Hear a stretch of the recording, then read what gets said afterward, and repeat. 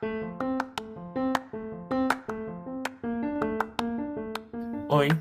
seja bem-vindo ao podcast O Convite. Sou Jonathan e convido você a ouvir e participar das conversas sobre religiões e identidades LGBTQIAP+, e outros assuntos importantes para a comunidade. Regule o volume e aprecie.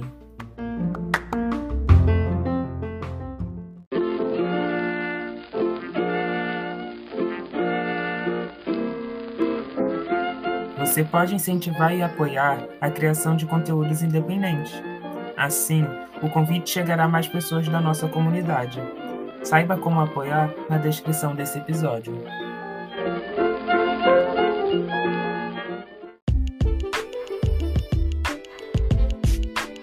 O episódio já vai começar. Regule o volume e aprecie. Você também pode usar o fone de ouvido para uma melhor experiência.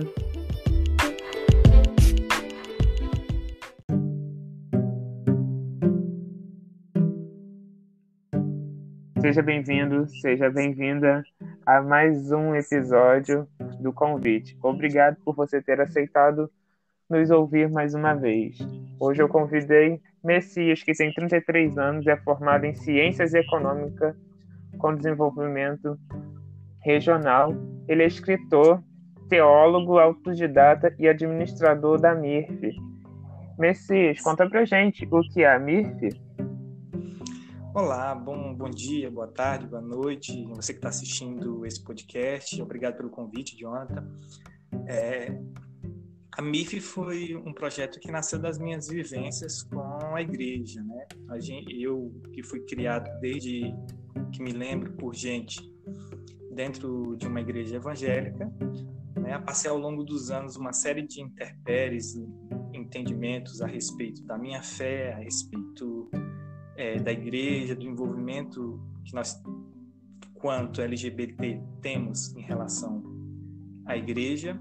E a MIRF surgiu da ideia de que eu posso, quanto evangélico, me assumindo nessa categoria de evangélico, eu posso estar contribuindo para levar informação, levar o evangelho da maneira que os muitos anos que vivi e a minha experiência, o meu entendimento, o meu estudo possa contribuir para que as pessoas possam entender o evangelho de maneira simples, principalmente o nosso público, que é o público LGBT, QIAP+, as letras do nosso público.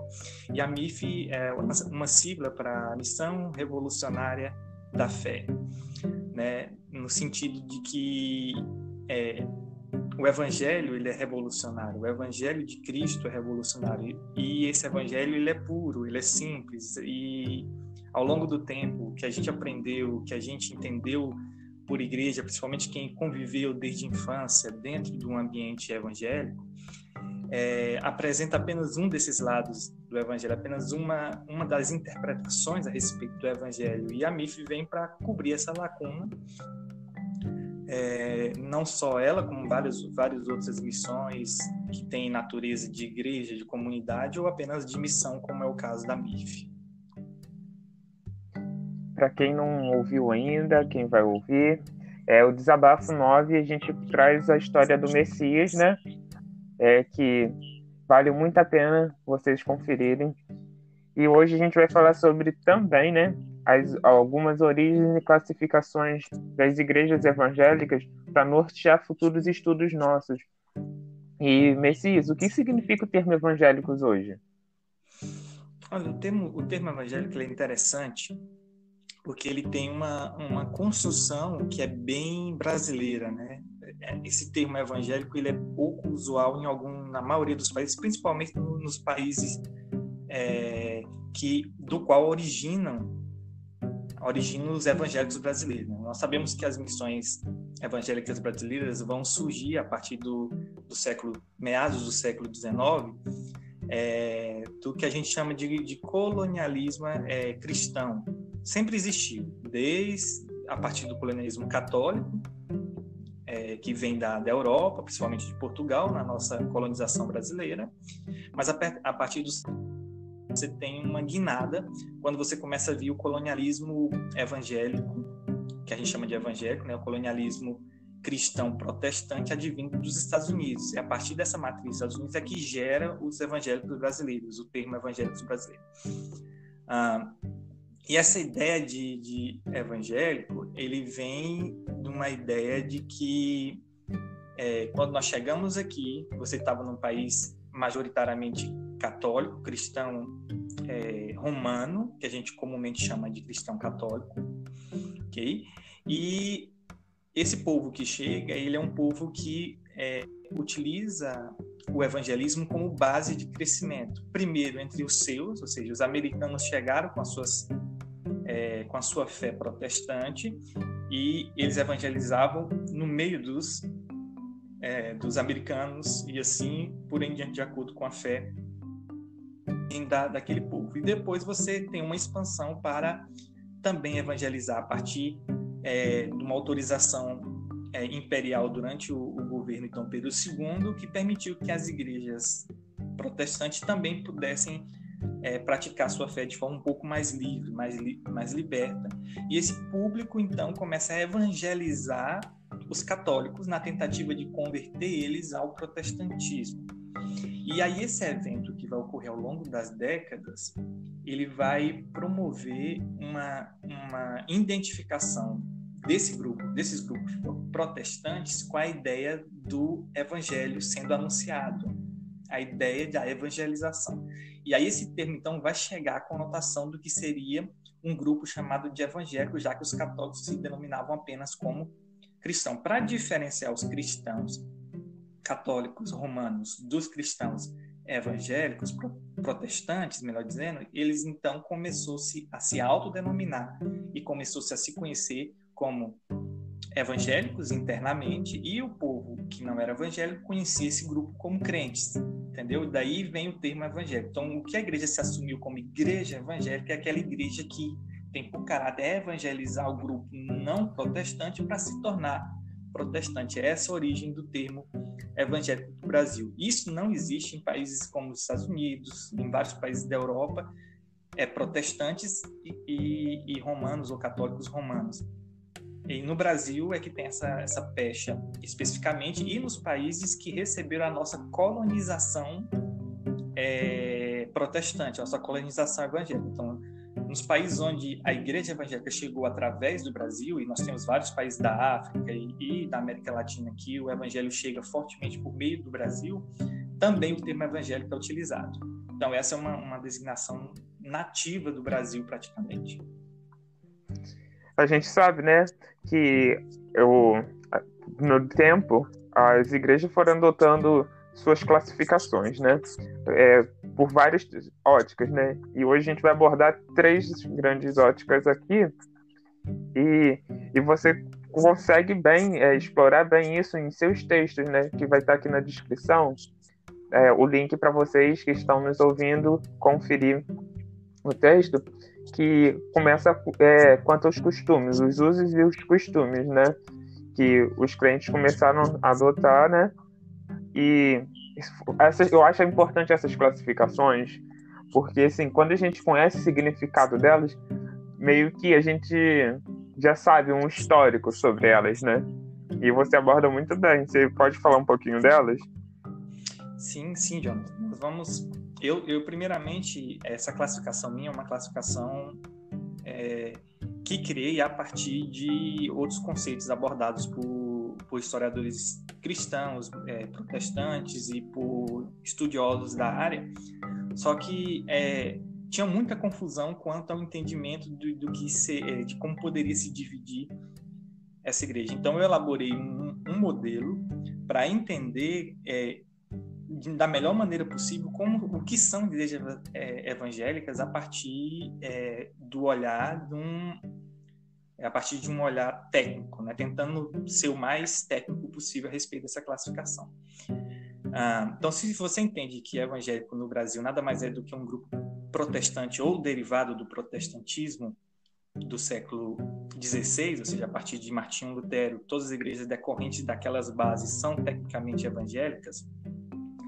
Então, a gente precisa classificar elas para poder entender, principalmente quem é LGBT, precisa entender o lugar de fala a gente tem muito esse costume no meio das ciências sociais de falar de lugar de fala. O que é o lugar de fala? É o ponto de vista do determinado grupo ou comunidade tem a respeito de determinadas questões. E aí, ao pensar sobre essas questões, eu entendi que existia pelo menos 3 óticas para classificar o grupo evangélico brasileiro no seu conjunto. O primeiro foi quanto aos usos e costumes que você citou. O que é os usos e costumes? É a maneira como a comunidade, igreja, o grupo ou o cristão evangélico entende a realidade humana de dentro e fora das paredes da igreja, entendeu? Como as pessoas devem se comportar sob o ponto de vista moral. É um exemplo de uso e costumes, entendeu? E aí, nesses usos, eu classifico em 3, não só eu, mas vários autores classificam de maneiras diferentes, mas mais parecidas com o que eu trabalho. Eu classifico entre conservadores, moderados e liberais. Quer dizer que você consegue classificar praticamente qualquer igreja, mesmo nós tendo milhares de denominações evangélicas no Brasil, você consegue facilmente classificar ela entre essas 3 categorias. A primeira delas, que é a de conservadores. Que são conservadores? São aqueles que têm por intuito preservar tradições, usos e costumes que são praticados há muito tempo em um determinado grupo. Então, por exemplo, temos igrejas, comunidades que têm 20, 30, 40 anos, mas nós temos igrejas que têm 200, 300, 400 anos de existência. E essas igrejas com 400 anos de existência, tem liturgias, tem forma de interpretar a Bíblia, tem cultura cristã, que são tradições nos seus meios, entendeu? Esses grupos conservadores são aqueles que tendem a manter essa tradição a todo custo, muitas vezes, entendeu? E são pouco dados a modificações, a modismos, a novidades. São grupos que, por exemplo, uma novidade que entra num grupo não conservador, por exemplo, que entrou no grupo conservador, por exemplo, há 20 anos atrás, às vezes está sendo implementado no grupo conservadores agora, porque tudo é muito paulatino, devagar. Essa é uma característica dos grupos conservadores. E exemplo nós temos denominações inteiras que têm essa característica, são as denominações, por exemplo, presbiterianos, batistas, metodistas, assembleianos, igrejas pentecostais, de maneira geral, tendem a ser conservadores, ok? Essas igrejas que são ou diretamente da reforma ou próximo à reforma, como o caso dos congregacionais, dos adventistas, que foram criados a partir da reforma, mas não diretamente dela, numa segunda onda da reforma. E aí você tem um segundo grupo, que são os moderados. Os moderados são uma tentativa de equilibrar. São igrejas que hoje a gente considera como soft. É uma igreja que ela tem aspectos conservadores, mas tem outros aspectos que são bastante liberais. Então, ela é um misto entre conservadores e liberais, né? Então, eles tentam manter esse equilíbrio. Então, eles, às vezes, abraçam novidades com muita facilidade, às vezes, outras coisas demoram muito tempo para entrar em vigor nessas denominações, nesses grupos e comunidades, porque o grupo é bastante mesclado, ou seja, geralmente eles têm essa gangorra que tem que equilibrar. E geralmente igrejas que adotam teologia da missão integral, por exemplo, é quase certa que tendem a ser moderados nesse sentido. Porque a teologia da missão integral é aquela teologia que entende que o evangelho precisa ser partilhado de maneira integral sobre o ser humano. Não tem como falar de Jesus com um indivíduo com fome, por exemplo. É uma teologia que segue essa linha. E o terceiro grupo, dentro dessa ótica dos usos e costumes, é o grupo das igrejas, das denominações, dos cristãos evangélicos liberais. Esses são cristãos muitas vezes mais abertos a qualquer novidade. Há uma novidade, esse grupo se abre para entender, para compreender e abraça isso, se considera que aquilo é apto para melhorar o processo da comunidade, para melhorar a propagação do evangelho, esse tipo de novidade, entendeu? Então, essas 3 classificações são as mais usuais. As igrejas inclusivas, que são denominadas de inclusivas, ou seja, que aceitam a nós LGBT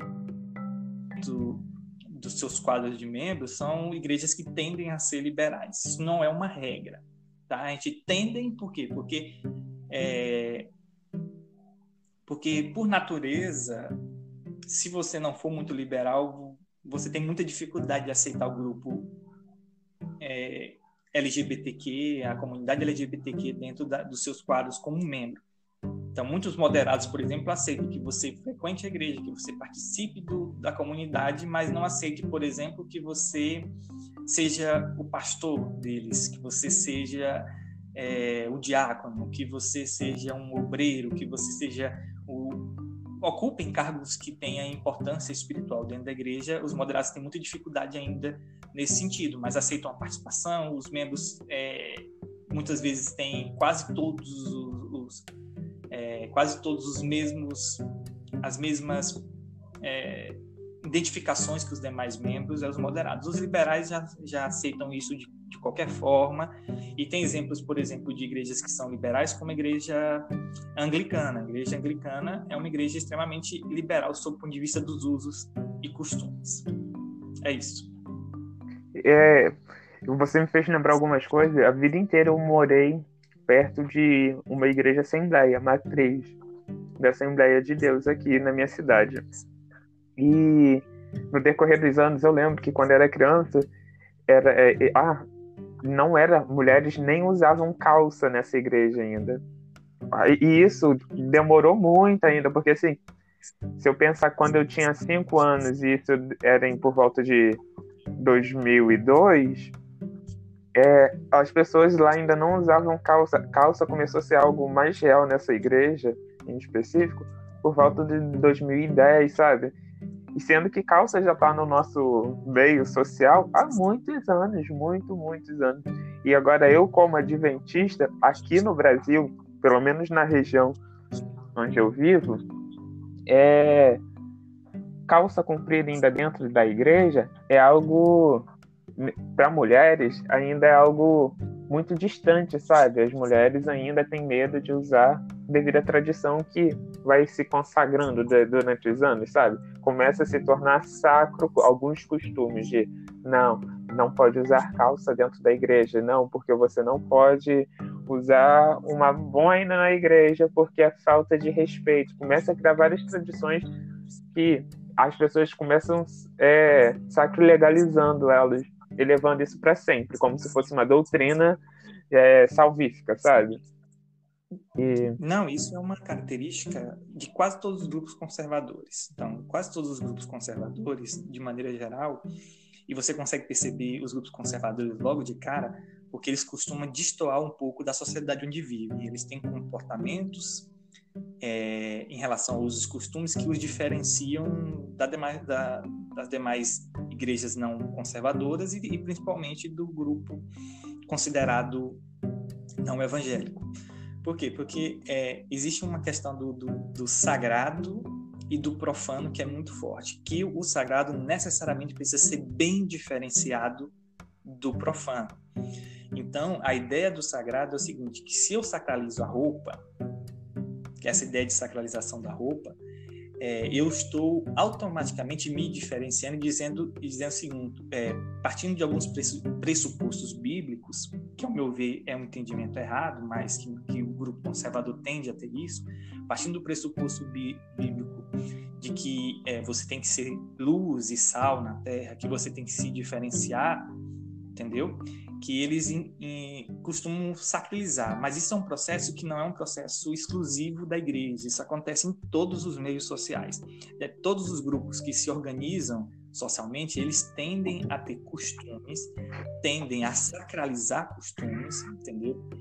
Nós temos, por exemplo, um exemplo clássico, por exemplo, nas igrejas, que é o uso da denominação pastor, da denominação presbítero, da denominação obreiro, são sacralizados como imutáveis, por exemplo. Então, por exemplo, ninguém pensa numa igreja evangélica tradicional, conservadora, que não tenha um pastor e que não tenha um diácono. Por quê? Porque na Bíblia está apresenta esses dois, então é só esses dois e acabou. Tem outras igrejas que já abrem para obreiros, já abrem para outras categorias. Então, isso tudo é sacralização das coisas, e isso é natural em os grupos. Então, qualquer grupo tende a fazer isso, mesmo em grupos que a gente possa considerar liberal, tem um pouco de tradição nesse sentido. A única diferença é que nos conservadores você demora muito tempo para modificar isso, ou seja, os presbiterianos, por exemplo, eles demoraram cerca de 200 anos para reconhecer que apoiaram a escravatura negra nos Estados Unidos, no sul dos Estados Unidos, por exemplo. Os presbiterianos dos Estados Unidos demoraram quase 200 anos para reconhecer isso.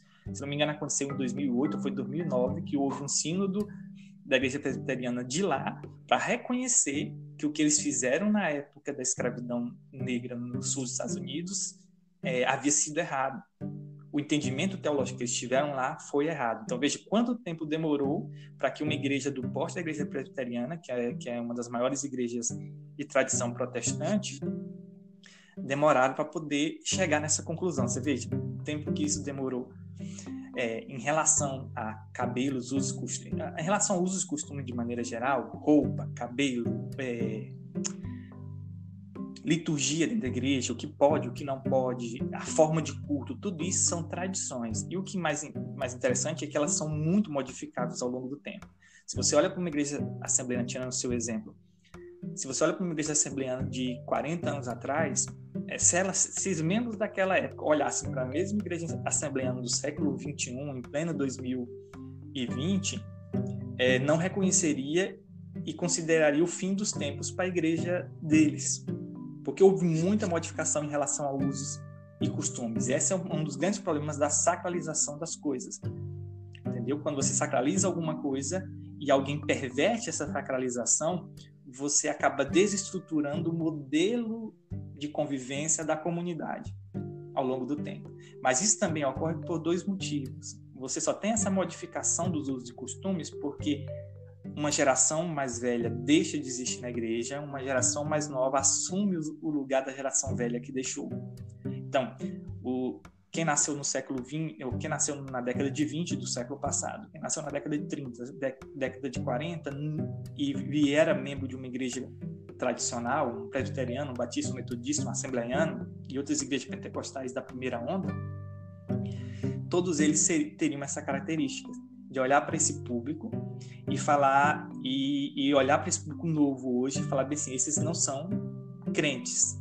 Tá entendendo? Por quê? Porque só mudou os usos e costumes. A igreja continua a mesma, a metodologia continua a mesma, mas mudou os usos e costumes e já mudou radicalmente. É por isso um dos motivos que é bom você entender em que situação você está. Se você está numa igreja conservadora, numa moderada, ou numa liberal, para você entender o lugar de fala deles. Você me fez lembrar algumas coisas. Você que está aí nos ouvindo que é adventista, vocês talvez saibam ou não, né? Você falou do tempo que as denominações mais conservadoras levam para reconhecer erros passados. A Igreja Adventista demorou muitos anos para conseguir reconhecer que algumas igrejas apoiaram o nazismo, sabe? Então, assim, as pessoas que sofreram, que foram vítimas, nunca vão saber, nunca souberam que a igreja se retratou um dia. E se retratar não é suficiente, sabe? Depois do que já a marca que ficou para uma geração, para aquele povo, para as pessoas, para a vítima, sabe? Elas nunca vão saber. E às vezes isso é patrocinado por denominações, né? Por igrejas, por instituições no modo geral, às vezes patrocinam isso. E quando você fala das tradições de igrejas terem pastores, ou outras terem presbíteros, diáconos, acho que você me fez pensar uma coisa. Geralmente, igrejas muito tradicionais, os membros tendem a sofrer abuso de poder vindo desses líderes. Então, assim, reconhecer que algumas dessas nomenclaturas, a pessoa pode ser ordenado, comissionado, licenciado, não sei qual é a categoria que vai ter na igreja de vocês para reconhecer um ministro do evangelho. Mas a gente tem que lembrar que eles são pessoas, e quando a gente põe eles como a pessoa mais sagrada da igreja, como a pessoa que não peca, quando ele faz alguma coisa contra a gente, fala alguma palavra contra a gente, que nos fere, a gente sofre muito, porque nesse contexto acontece o abuso de poder, porque a gente não consegue reconhecer muitas das vezes esses líderes como pessoas falhas, sabe? E isso não é passar pano para líder religioso, não. É pra gente como LGBT, que tá em ambientes de igreja tradicional, conservadora, qual que você se identifica aí, conseguir entender quando acontecem esses tipos de abusos dentro da igreja. Mas agora, seguindo a nossa meta, vamos lá.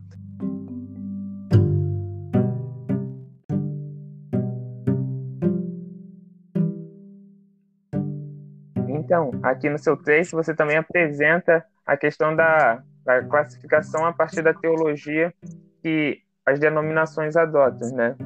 Como elas interpretam o sagrado, como elas olham o sagrado, né? E você apresenta 4.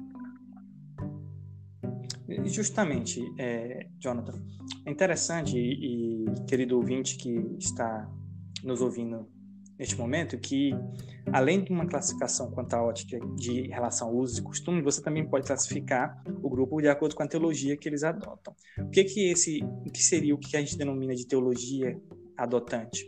É como entende o sagrado e interpreta o sagrado. No caso dos evangélicos, utilizam a Bíblia como fundamento dessa interpretação. Então, a Bíblia é o centro, a raiz de toda a interpretação a respeito do sagrado. É a partir dela que você constrói o sagrado. E em relação a isso, você classifica primeiro em ultra-ortodoxos, ou fundamentalista, como a gente costuma também chamar. Entendem que a teologia produzida deve seguir a Bíblia de forma literal. Quer dizer que, letra por letra, palavra por palavra, do que está escrito na Bíblia, de Gênesis a Apocalipse, deve ser seguida pelo cristão, pela comunidade, pela igreja. Né? São grupos mais radicais, porque o entendimento literal das Escrituras, ele pressupõe uma estagnação de muitas coisas, principalmente de usos e costumes temporais. Então, por exemplo, usos e costumes que eram utilizados no tempo de Jesus são plenamente aplicáveis ao século XXI, plenamente aplicáveis ao século XXII, ao XXIV, eles subsistem eternamente por conta disso. Pela forma como entendem o sagrado, isso persiste por muito tempo. Por isso que essas denominações, geralmente, elas não mudam ao longo de séculos, porque elas entendem que usos e costumes têm que ser fixos. Então, quem é ultra-ortodoxo também é conservador nos costumes, entendeu? Na teologia é ultra-ortodoxo, é conservador nos costumes por natureza básica, não tem como fugir dessa ótica. Então, grupos ultra-ortodoxos ou fundamentalistas, principalmente no Brasil, nós temos a congregação cristã. Até hoje, a mulher tem que usar véu dentro da igreja em relação aos usos e costumes. Há uma separação entre bancos, entre homens e mulheres, como também já foi na Assembleia de Deus por muito tempo, em muitos ministérios, entendeu? A Deus e Amor, que apesar de não separar homens e mulheres, tem uma série de usos e costumes bastante, assim, literais em relação às escrituras, a Bíblia e várias outras denominações. Qualquer grupo que entende como método interpretativo usual, o literal, ou seja, você interpreta a Bíblia exatamente como está escrito, é um grupo ultra-ortodoxo. O grupo ortodoxo, que é a segunda classificação, é um pouco mais soft. Por quê? Porque eles entendem que a Bíblia nem sempre ela pode ser lida de forma literal. Né? Então, você tem que analisar o texto e ver o sentido mais simples do texto. O que o texto queria dizer no que está escrito. Né? E esse entendimento ele segue um método interpretativo, que a gente chama isso em teologia de hermenêutica, né? Que é o corpus teórico que vão dar o subsídio para a interpretação do texto bíblico. A gente chama os ultra-ortodoxos utilizam o método literal e os ortodoxos utilizam o método que a gente chama de gramático histórico. Inclusive, se você pesquisar no Google, aí você vai achar um dos maiores defensores do método gramático histórico no meio ortodoxo, é o reverendo, autor de vários livros, bastante conhecido da Igreja Presbiteriana, da barbinha branca, que agora me falhou a memória o nome do indivíduo. Não sei o nome dele também. Tentando me lembrar aqui, John, o nome do reverendo, né? Do reverendo. Eu vou fazer uma consulta rapidamente aqui no Google, enquanto eu converso aqui, Lembrei.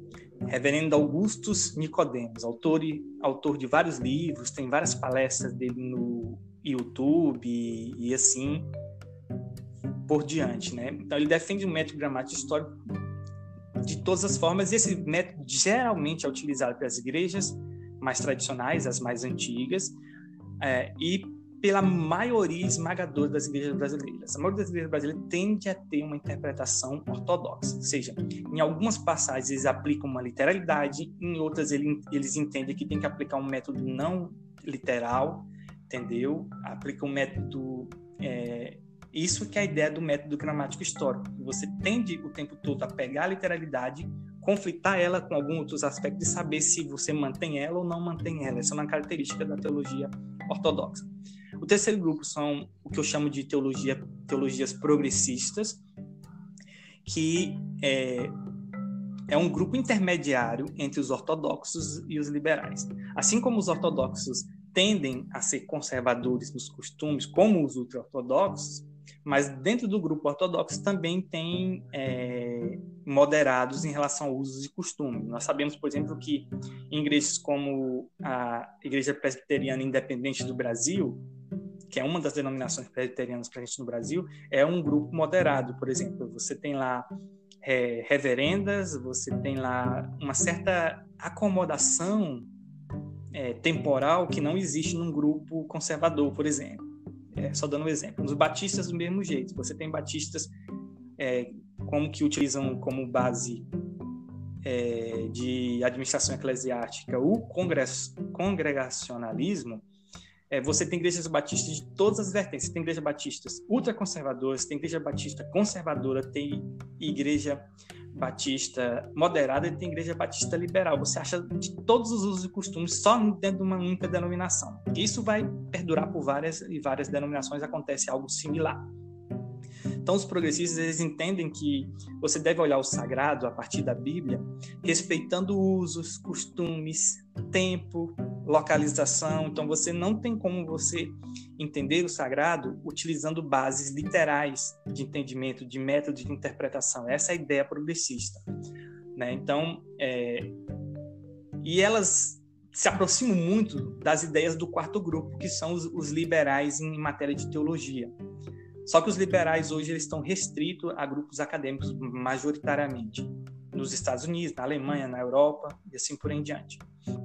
Mas no caso progressista, o principal método de interpretação é o chamado histórico crítico adaptado, ou histórico crítico de segunda geração, vai depender do autor que você utilizar como fundamento.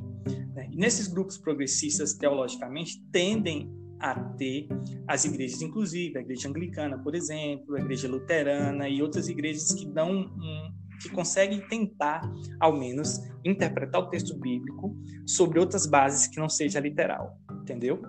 Então, essa é uma diferença importante em relação aos progressistas. Os liberais, eles têm uma diferenciação muito grande dos três grupos anteriores, ultra-ortodoxos, ortodoxos e progressistas, porque os liberais entendem que a Bíblia não é uma verdade revelada de Deus. A Bíblia é o resultado da interação de Deus com um povo específico, os hebreus, contado sob a ótica deste povo e, portanto, impregnado de aspectos culturais, tradições, costumes e assim vai. Entendeu? Os liberais, eles então são considerados, principalmente pelos grupos ortodoxos e ultra-ortodoxos, como nem evangélicos, nem protestantes, nem cristãos são, porque eles a Bíblia é apenas um produto de fabricação de um povo humano da Terra e, portanto, apresenta apenas um dos aspectos do sagrado, né? E utiliza como principal método o método histórico crítico, só que na sua maneira mais simples. Eles inventam o método histórico crítico, enquanto os progressistas adaptam o método deles, porque os progressistas entendem que a Bíblia é uma revelação de Deus, em alguma medida, enquanto os liberais descartam completamente a revelação divina de maneira específica. Então, essas são as 4 classificações. E você consegue entender e ver aonde as nossas igrejas evangélicas estão. A maioria estão nos grupos de teologia denominados de ortodoxos. Sim, e eu achei bem legal quando você falou a questão de a gente conseguir ver igrejas conservadoras transitando todos essas outras novas quatro classificações que você nos apresentou, a gente consegue encontrar igrejas que vão adotar isso dentro de uma mesma denominação, sabe? Dentro da Assembleia de Deus, você vai conseguir encontrar aquele que vai conseguir ser ortodoxo, você vai conseguir encontrar aqueles que vão ser mais ultra-ortodoxos, alguns que vão ser progressistas. Eu acho que isso está começando a ficar mais comum também. Quando a gente fala em questão de LGBT, a gente tem a ideia das igrejas progressistas que acolhem os LGBTQIA. Então, hoje em dia a gente já está começando a ver uma abertura maior na Igreja Batista. Até que recentemente, se eu não me engano, a Aliança Batista, né, a Aliança Brasileira Batista, reconheceu uma igreja que é conduzida por um pastor LGBTQIA. Então, assim, isso foi uma vitória, sabe? Saber que agora a gente está começando a ser reconhecido como ministros do Evangelho, sabe? Isso é representativo, sabe? A gente está vendo que a interpretação está começando a mudar, o acolhimento está chegando, aqui está sendo em passos lentos, como um conhecido meu me falou essa semana. O tempo para a igreja, uma igreja que tem, vamos botar aí, 200 anos, passa muito devagar para esses avanços, mas para gente que é LGBT, que sofre dentro da igreja, nosso tempo está muito mais à frente, sabe? A gente está sofrendo hoje.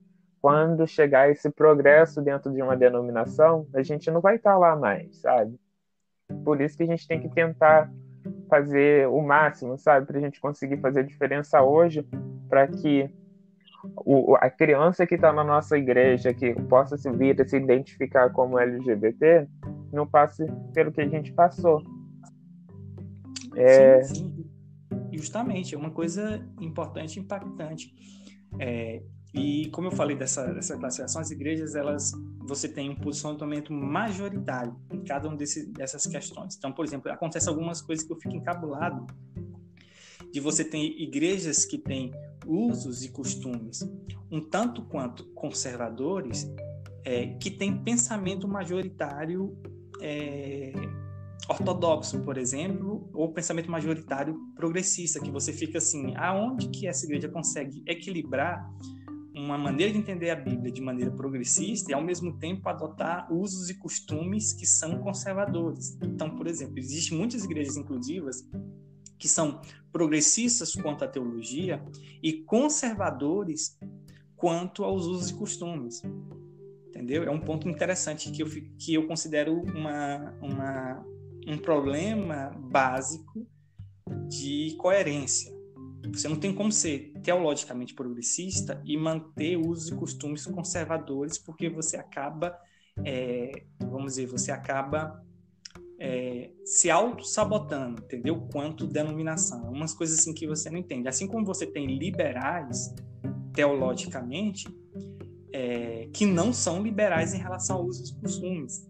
Você entende? Então, você tem, por exemplo, pessoas que são altamente conhecidas pela sua liberalidade teológica, entende que praticamente qualquer caminho leva a Deus, que são extremamente conservadores, que você consegue entender. Então, veja que essas classificações, elas são mutantes no tempo, no espaço e nas pessoas.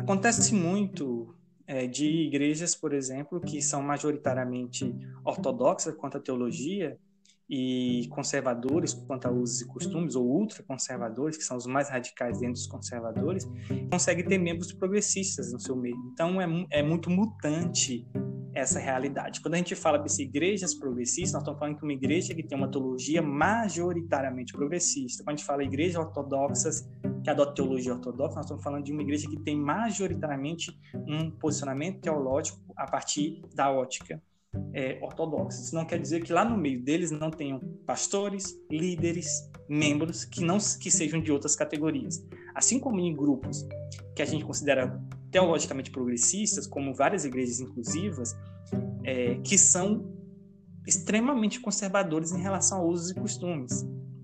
Entendeu? Então, para mim, igrejas que nasceram de base inclusiva por serem desprezadas pelas igrejas tradicionais, ortodoxas, que são igrejas LGBT por natureza, LGBTQIAP+, que se você olha os usos e costumes, os padrões litúrgicos, são exatamente cópias de igrejas conservadoras, você entende?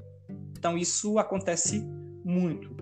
Então, você entende essas classificações como caixinhas onde você pode colocar não só as igrejas, mas você pode colocar os líderes, você pode colocar o membro da igreja. Então, você pode estar numa igreja conservadora e ser progressista. Você pode estar numa igreja liberal, quanto a usos e costumes, e ser ortodoxo. Você está entendendo? Então, você tem muitos exemplos de igrejas que são ortodoxas quanto à teologia e que são grupos moderados ou liberais em relação a usos e costumes. Por exemplo, uma igreja famosa em São Paulo, que é a Igreja Bola de Neve, você deve conhecer. É uma igreja que é moderada a liberal em relação a usos e costumes, mas é ortodoxa em relação à teologia. Então, muitos LGBT vão para essas igrejas porque essas igrejas abraçam os LGBTs quanto pessoas muito facilmente. Mas quando chega lá, a teologia é ortodoxa e há um choque natural. Então, você se sente mais acolhido, mas, ao mesmo tempo, você é tolhido em sua qualidade quanto cristão, como membro da igreja, do mesmo jeito que uma igreja que é conservadora nos costumes. Você consegue entender? Então, acontece muito desse tipo de coisa. Então, essa realidade é mutante entre as três óticas, tanto quanto a ótica aos usos e costumes, quanto a classificação em relação à teologia, e a última que nós vamos falar daqui a pouco. E, sabe, isso acaba me preocupando muitas das vezes. Existe um espectro, né, sobre a teologia da homoafetividade, de como as igrejas adotam, né, a interpretação. Eu acho que muitas das vezes acaba ferindo mais o membro a questão de se sentir acolhido no primeiro momento e depois que você foi aceito, porque o que acontece muito, assim, eu já estou tendo contato com grupos de LGBT cristãos já há 4 anos, direto. E a apresentação de muitas vezes das denominações, adventista ou não, né? Porque eu tenho contato com faz um tempo que teve um tempo que era bem restrito a eu conhecer LGBTQIA adventista, mas hoje em dia não. E eu comecei a ver que é muito comum em todas, sabe? Você pode até ter um acolhimento da pessoa como pessoa, mas depois que você tá lá, você acaba sendo limitado, como a gente falou anteriormente, para exercer seus dons e talentos em algum ministério, ou quando você não pode nem ser membro oficial, porque a doutrina não permite que seja batizado um membro LGBT, porque a menos que ele siga 2 caminhos, muitas das vezes, ou ele vai ser celibatário e ainda assim pode sofrer restrição de não ter ministério, porque eles podem ficar com medo das pessoas terem ver a representação de um gay, de uma lésbica, e isso acontece muito quando alguém é afeminado, sabe? Que aí eles ficam, não pode deixar ele ser líder do louvor, não pode deixar nada que ele vai vir a público, que vai ficar em exposição, porque pode chocar a membresia, sabe? Então, assim, é um acolhimento que para mim não é um acolhimento, sabe? Eu entendo, respeito quem se sente acolhido e se sente bem nesse ambiente. Eu, Jonathan, eu não me sentiria bem num ambiente assim, sabe? Porque eu não vou poder ser eu mesmo, a menos que eu seja celibatário ou esteja num relacionamento heteroafetivo. Não, isso daí é uma realidade que ela está muito conectada com a realidade LGBTQ de maneira geral, não só na igreja. A gente, às vezes, se contenta com migalhas, sabe? Então, por exemplo, você está numa igreja conservadora, foi criado nela, você gosta de estar ali, mas ali você não é aceito, e aquele grupo dá um pouquinho de esperança para você, de que você pode ser aceito e pode ser recebido, você abraça aquilo de uma maneira tão forte que muitas vezes você se sente acolhido e se sente até respeitado dentro daquela condição. Você não consegue enxergar as violências simbólicas, as violências reais que acontecem com você dentro daquele grupo, entendeu? E o grupo também não consegue entender isso. Eu tiro isso como exemplo. Às vezes o próprio grupo que comete as violências, eles não conseguem entender o que está fazendo. Você consegue entender isso, Jonathan? Às vezes o próprio grupo não consegue compreender isso, de que ele é que está provocando a violência simbólica, ele está provocando a violência. Ele não entende aquilo como violência, ele entende aquilo como uma maneira de resgatar o indivíduo do seu ato pecaminoso, uma tentativa de salvar o indivíduo do seu ato pecaminoso. Então isso é muito comum, entendeu? Sim. Assim, essa questão da violência simbólica, né, que pode configurar também o que eu falei lá no início, do abuso de poder, que pode ser, porque quando você vai ver descrições de feridas de membros de igreja LGBTQIA, é o seguinte: o mais pessoal que ele pode ser da pessoa, do outro membro da igreja, se ele sofrer alguma violência verbal ou física, porque a gente sabe que acontece de verdade violências físicas também contra membros, mas no caso de verbal, ele não vai conseguir associar aquela pessoa que é membro da igreja dele, que pode ser amiga dele ali fora, amigo dele fora daquele ambiente, ele não vai conseguir associar como amigo ou amiga. Ele vai conseguir, só vai vir para ele assim: a pessoa da igreja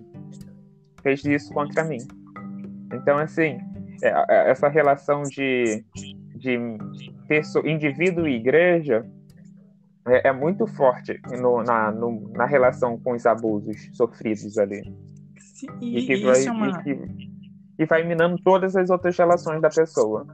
Sim, porque é uma consequência natural, Jonathan. Eu costumo entender isso de maneira bem racional, entendeu?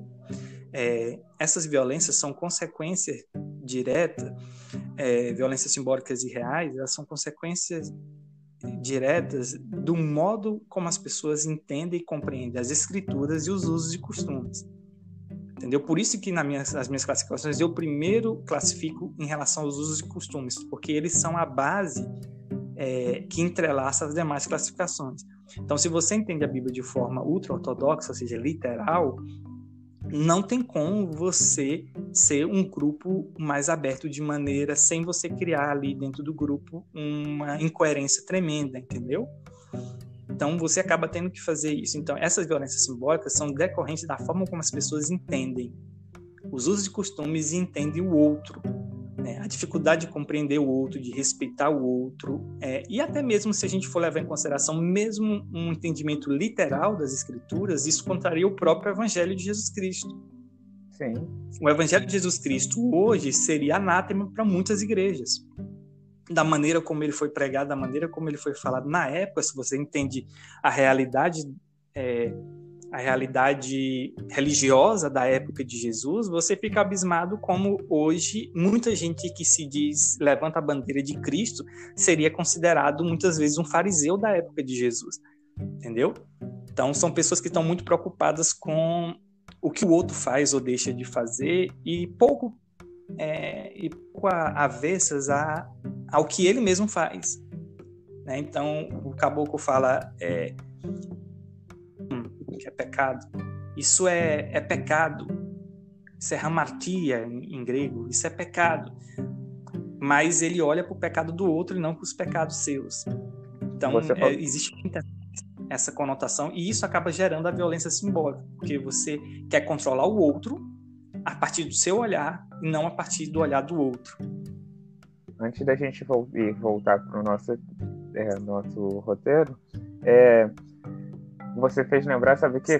Quando se a gente pegasse o evangelho da forma que foi apresentado, chocaria hoje, a gente vê o carnaval da Mangueira nesse ano, que mostrou algo que provavelmente seria o evangelho hoje, um Jesus que ia pensar no favelado, ia pensar no morador de rua, que ia pensar, sabe, no marginalizado, na pessoa trans que não consegue um emprego, sabe, às vezes o negro que está sofrendo racismo, que o outro passa olhando estranho para ele, seria exatamente o que Jesus olharia para essas pessoas. Às vezes, quando a gente começa a ler as escrituras de forma muito literal, sem contextualizar, entender e reinterpretar elas para o nosso tempo, a gente acaba não enxergando o Deus que existe na outra pessoa, a parte de Deus que existe na outra pessoa. Porque a gente, assim, a partir da interpretação que eu tenho de que Deus, né, lá na criação, soprou o fôlego de vida, aquela pessoa tem uma essência de Deus. Quando eu não consigo enxergar Jesus, Deus, Espírito Santo, a crença que a pessoa tem, na outra pessoa, caramba, falhei como cristão. Não, isso é o fundamento. Eu costumo dizer o seguinte, que a gente o exercício que todo cristão tem que fazer todos os dias é aprender a olhar as outras pessoas da melhor maneira que você consegue, com o melhor coração aberto para entender e compreender e com o menor tipo de preconceito que você conseguir ser. Nem sempre isso é possível, porque a gente, como LGBT, a gente acha que a gente não tem preconceitos, mas a gente também tem preconceitos a uma série de coisas, entendeu? É uma natureza humana ser avessas a determinadas coisas das quais a gente não tem costume, a gente não tem por habilidade natural, então a gente tem preconceitos. E aprender a retirar esses preconceitos para ouvir a outra pessoa é muito necessário para um cristão.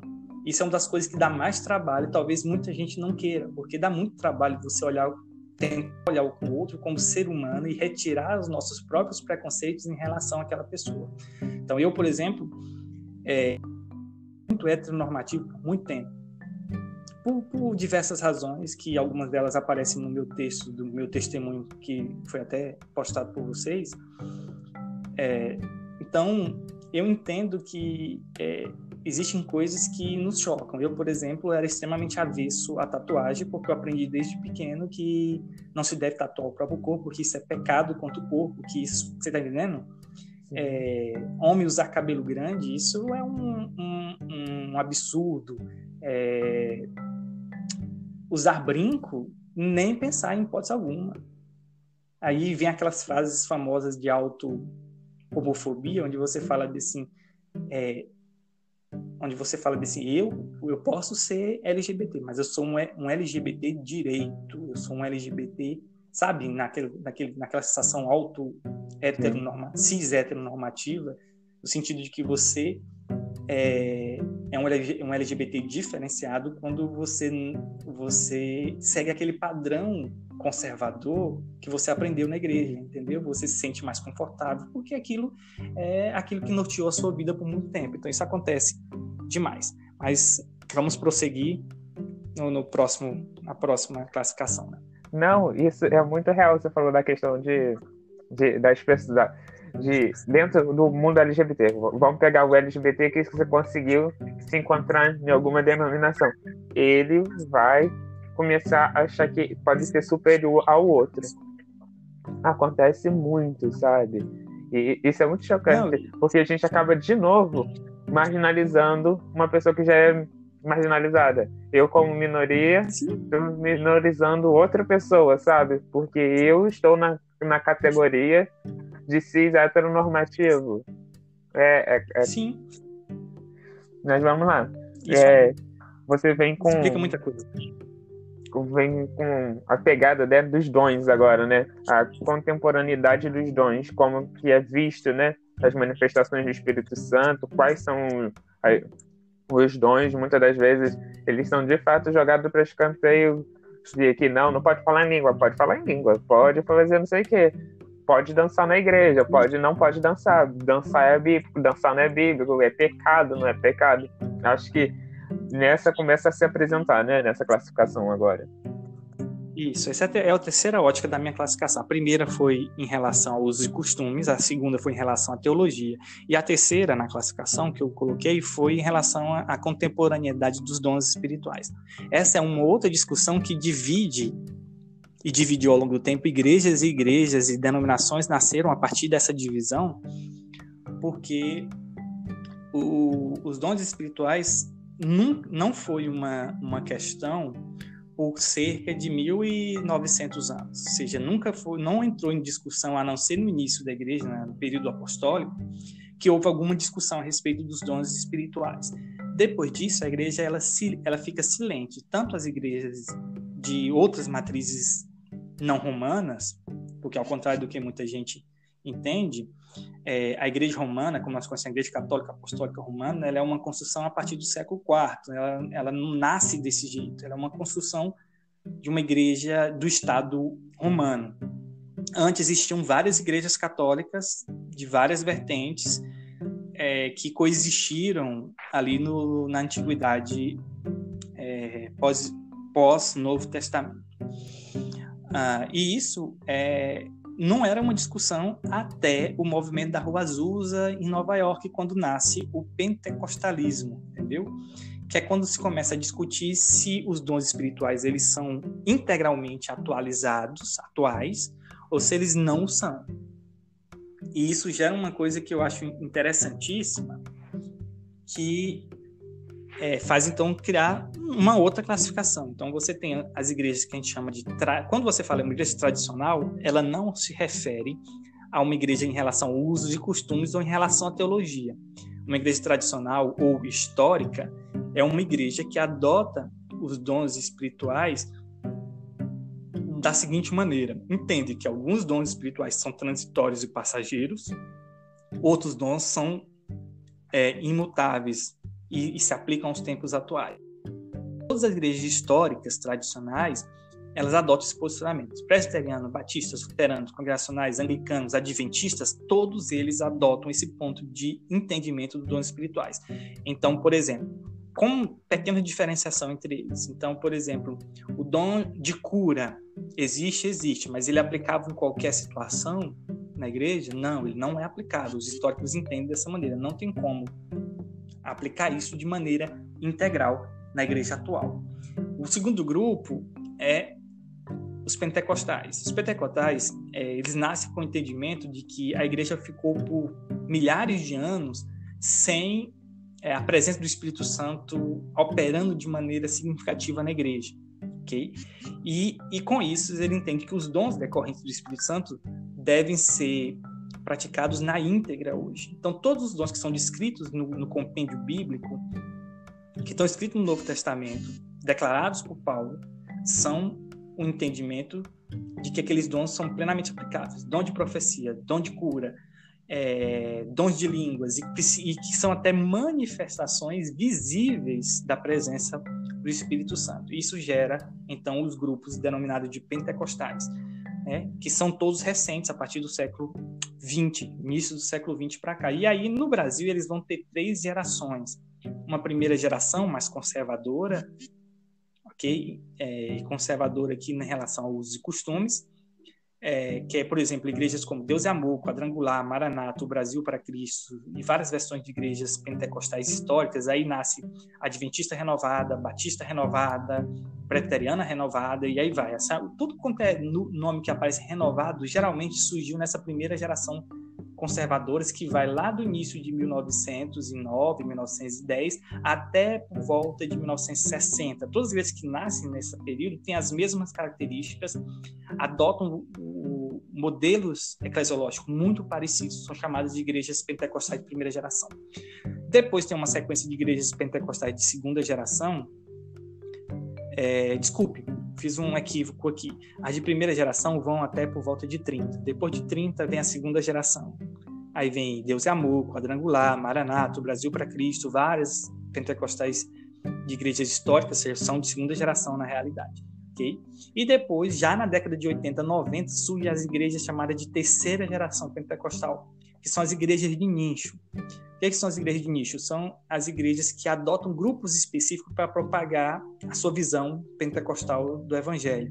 Então, você tem exemplo disso, são Sara Nossa Terra, Bola de Neve, Rio Song, são igrejas que focam em públicos, que focam em jovens, que focam em roqueiros, que focam em pop. Daqui um dia deve ter uma igreja também que foca em K-pop, e aí vai. Você está entendendo? É uma igreja de nicho pentecostal. O terceiro grupo são as igrejas neopentecostais.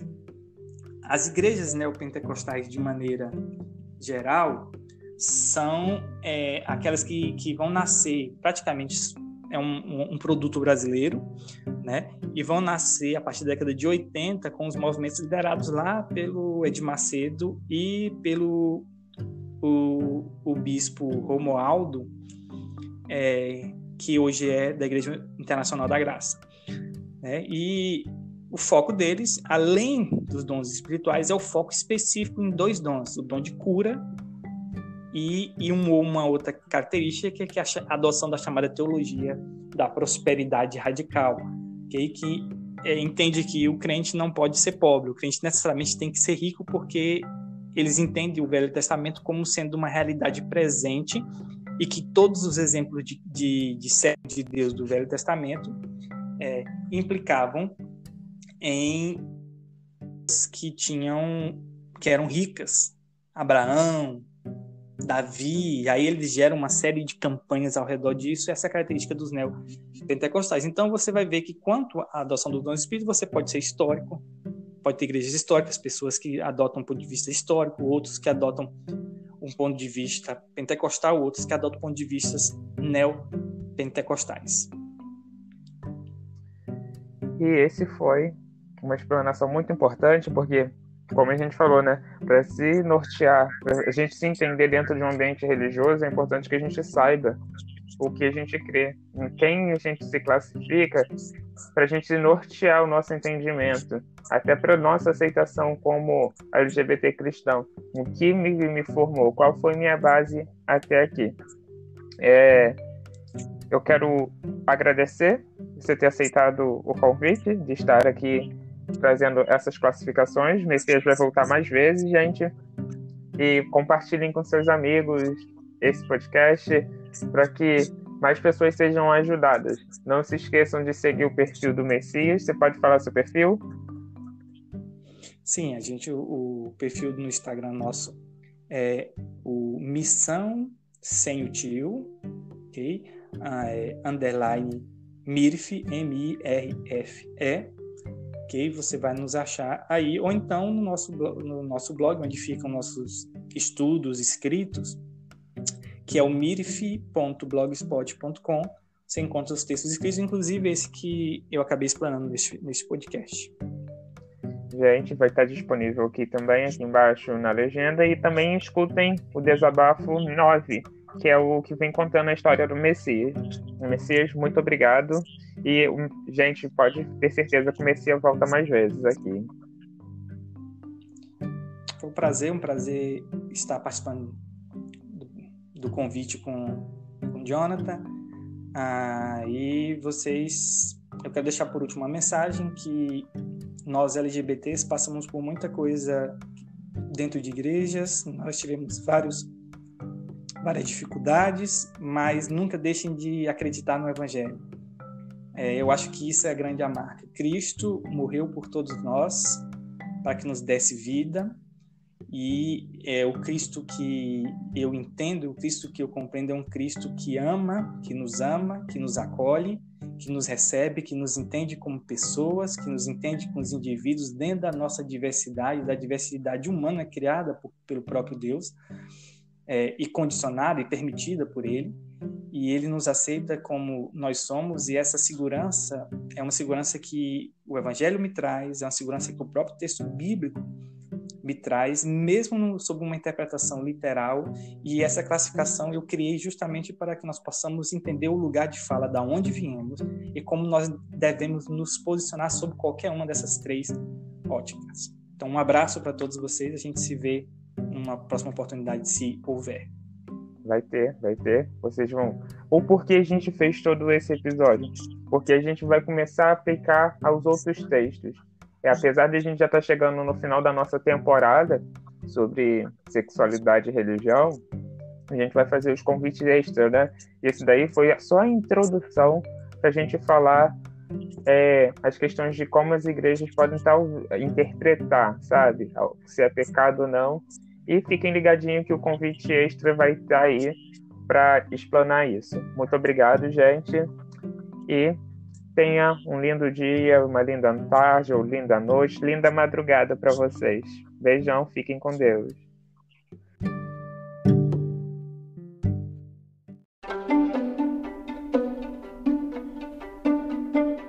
Esse foi mais um episódio do podcast O Convite. Agradecemos por ter nos ouvido até aqui.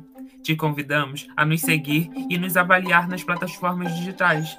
E não se esqueça de compartilhar esse episódio com amigos. Assim, cresceremos e nos tornaremos uma grande família.